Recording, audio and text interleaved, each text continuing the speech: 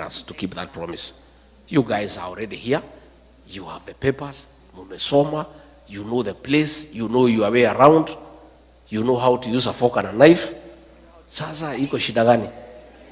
There's no problem. Number two, I have said, I also want you guys to come to the National Assembly and help us make good laws. Yeah?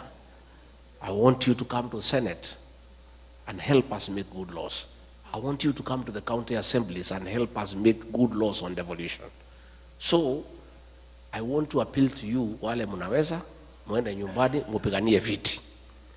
Lakini on top of that, we shall nominate one person from diaspora to go to the Senate, another one to go to the National Assembly. Yeah? And in the counties we are strong. At least every county assembly we have one person from diaspora to come and help us to make good laws for devolution. Because devolution is working out here. And we want to borrow from people who know. Again, we'll also want you to come and serve in the national government. Let us have 1 or 2 PSs, wako pale. Let us have a cabinet secretary, ako pale. Let us have people in parastatus. You guys have the necessary expertise and experience.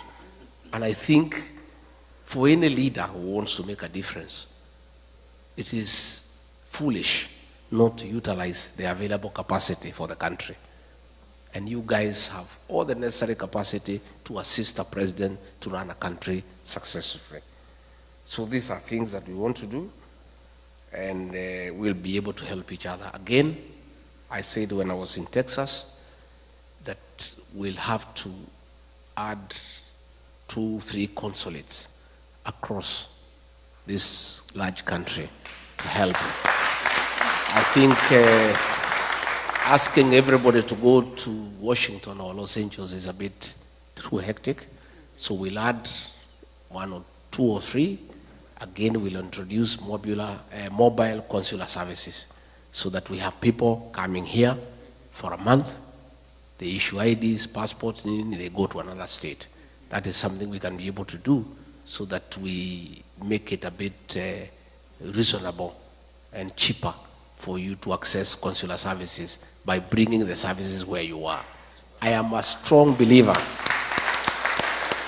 I am a very strong believer that it is our business to take the government to the people, not the people to the government. It is us to take the government to the people. We will bring consular services to where you are, because that is the right way to do things. So, mimi sitaki nisidishe hapo. I want to say, because I have found a few questions that have been written here, I'll go through them and I answer them, because I believe in participation. I don't believe, like Kasongo, in praise and worship. You know, the government he runs is praise and worship. We have some very funny characters there. You know, whatever they are told by Kasongo, I don't know what happened to their brains. If the MP for Kikuyu is told by Kasongo, go and insult Pastor Dorcas, anaenda anachukua microphone na mtukana. I saw another lady from Murang'a. Anaambiwa na PA wa president. Ana parade yeye mbele ya umati. Anaambiwa asunguke. I don't know kama mliona. Ati huyu mama si ako sawa.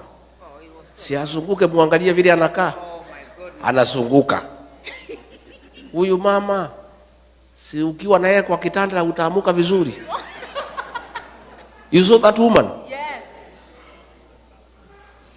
You really wonder what happened to our leaders.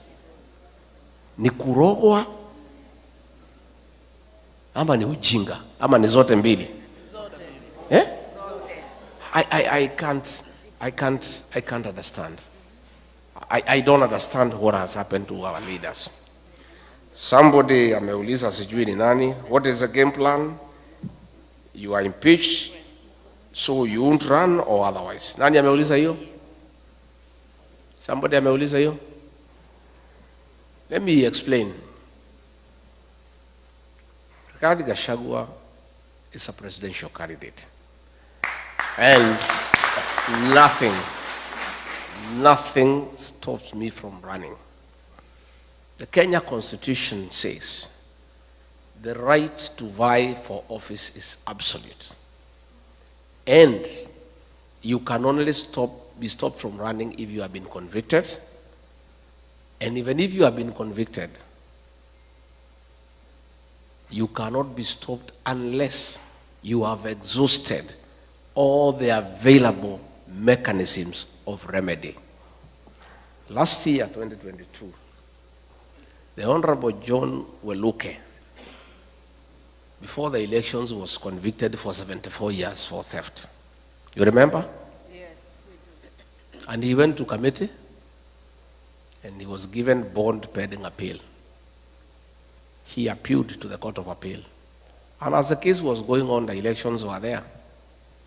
And he went and ran, and nobody stopped him, because you can't. And he won. Later on, the appeal went through, the conviction was quashed. Had he been denied a chance to run because of the conviction by the High Court, and then let alone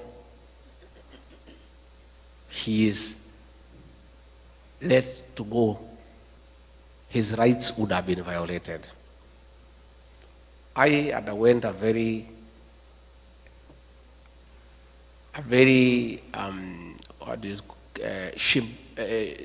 shambolic exercise at the National Assembly and Senate. Everybody knows there was nothing. People were paid. MPs were paid 500,000, senators were paid 10 million, haraka, Ruto paid them. And we went to court under Article 50. And Article 50 says, no man shall be condemned unheard, and the right to fair hearing is absolute. I did not get a chance to defend myself in the Senate. I was in hospital. I did not present my evidence.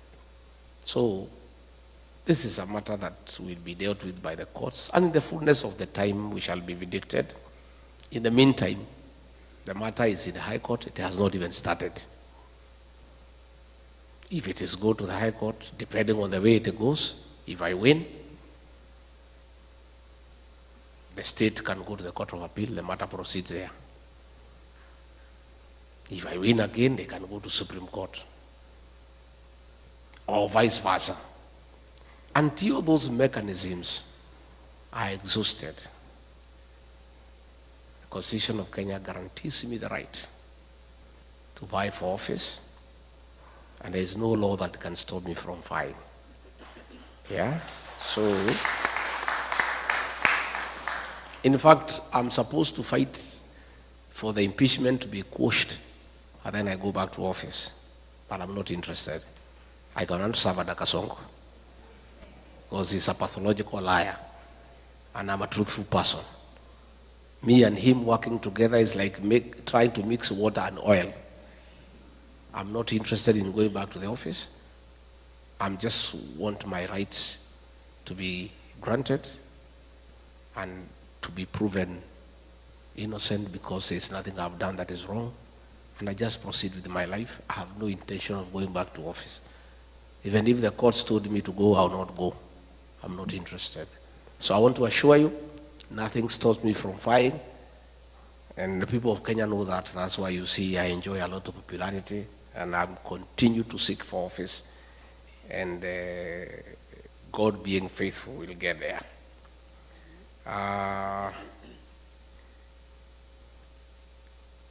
Now that you are teaming together, do you have a very strong candidate to face Ruto?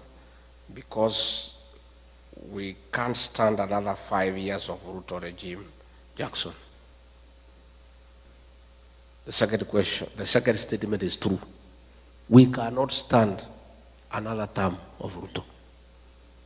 Because if he is telling policemen to shoot people, and he still wants our vote, What if we elect him and he doesn't need the vote? He'll shoot us himself. True or false? Yeah? Do we have a strong candidate to face William Ruto? What a question. Si niko hapa Jackson? Yeah, niko. We are there. Don't worry. We have a big team, and we have agreed between me, Stephen Kalonzo Musyoka, Dr. Fred Matiang'i, Eugene Wamalwa, George Natebea, and Mother Karua.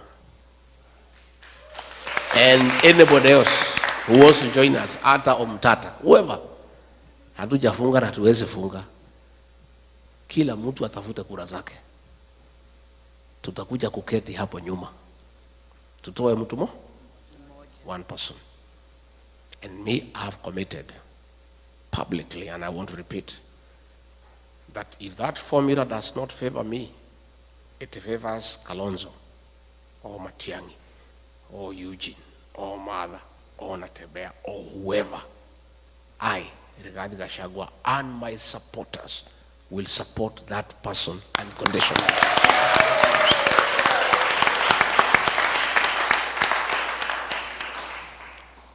Lakini Mungu akisaidia ikuwe ni mimi, hiyo mtu nitakimbiza yeye kama baiskeli ya kuibiwa.